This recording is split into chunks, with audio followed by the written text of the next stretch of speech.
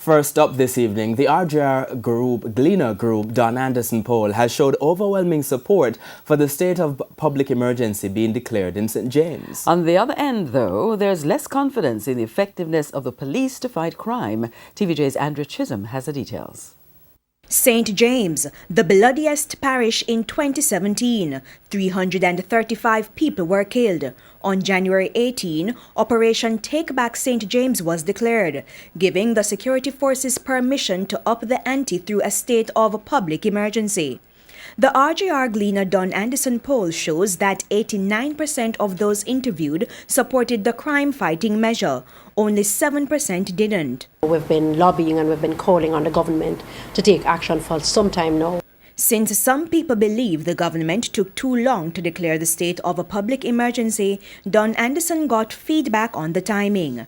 Only 58% felt the timing was right. We don't know whether they were saying it should have been earlier or should have been later. Some persons may have felt it should have happened long ago, but I'm now of the view that this has happened when we have an alignment of all the variables to make this operation successful.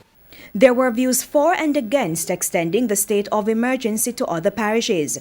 89% believe it should be extended to other parishes, while 8% did not. We then asked them, which other parishes do you think? And clearly, the most important, the biggest one was Clarendon. Close to 40% of all persons who said it should be extended said Clarendon. Then people talked about St. Catherine, Spanish Town specifically, Annotto Bay, August Town. These are the areas that came up significantly. But the numbers fell when persons were asked if the state of emergency should be extended island-wide. 69% said yes, 26% said no, and 5% did not know. There is a general fear within the society about this whole monster that's in front of us.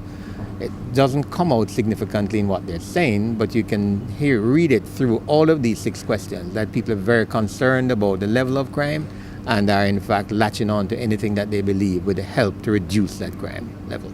Nonetheless, only 67% thought the state of emergency would help to reduce crime.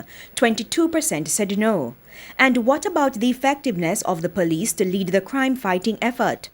The numbers dipped significantly. 31% of all persons interviewed felt the police were dealing with crime effectively. The others largely felt no, the police were not doing a good job in dealing with crime. A big issue. 63% showed their lack of confidence in the police to effectively lead the fight against crime. Field work for the RJRGLEANER group Don Anderson poll was done between February 22 and 26. 1,070 persons 18 years and older were interviewed. The poll has a margin of error of plus or minus 3%. Andrea Chisholm, TVJ News.